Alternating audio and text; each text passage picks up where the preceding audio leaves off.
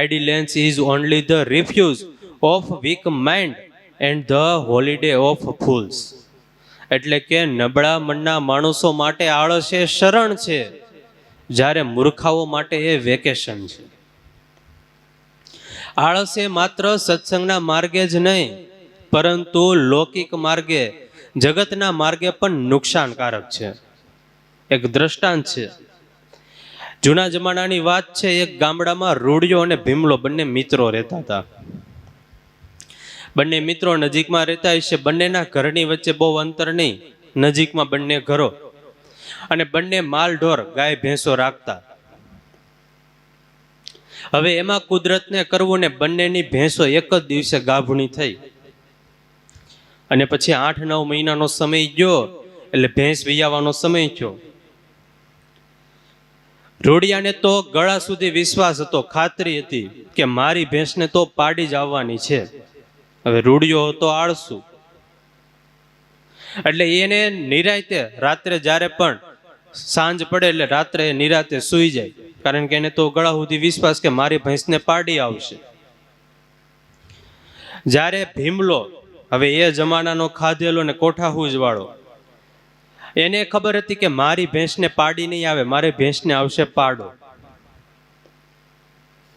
એટલે વારે વારે એને ઉપાધિ થયા કરે, અને ઉપાધિનો એટલો બધો ભાર હતો કે એને રાત્રે નીંદર પણ ન આવે, આખો દિવસ બીજા કાંઈ કામકાજ પણ ન કરે, અને ભેંસની આગળ રાહ જોઈને બેહે કે ક્યારે મારી ભેંસ વિયાય.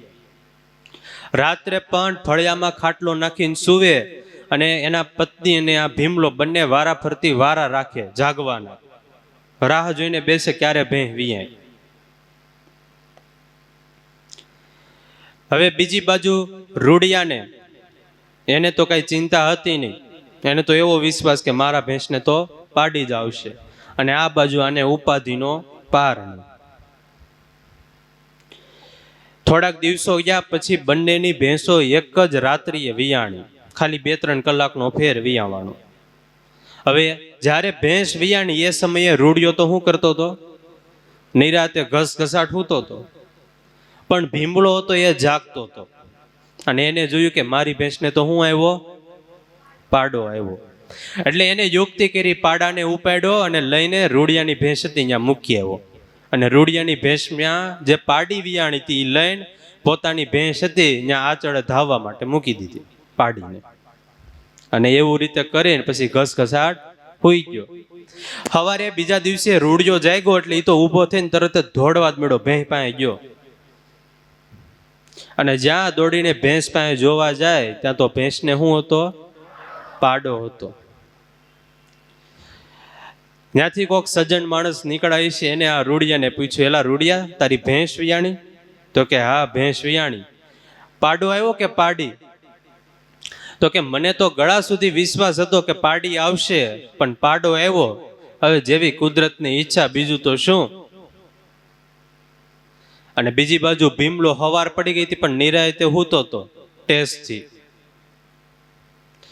પણ ત્યારે ઓલા સજ્જન માણસ હતા એ બોલ્યા, રૂડિયા, આમાં તો એવું છે, જાગતાને પાડી અને ઊંઘતાને પાડો. અને ત્યારથી આ કહેવત લોક પ્રસિદ્ધ થઈ કે જાગતાને પાડીને ઊંઘતાને પાડો. કહેવાનો અર્થ એ કે જે જાગે, જે આળસ ન કરે, એ જીવનમાં આગળ વધે. એ પછી સત્સંગના માર્ગે હોય તો પણ ભલે, અને લૌકિક માર્ગે હોય તો પણ ભલે.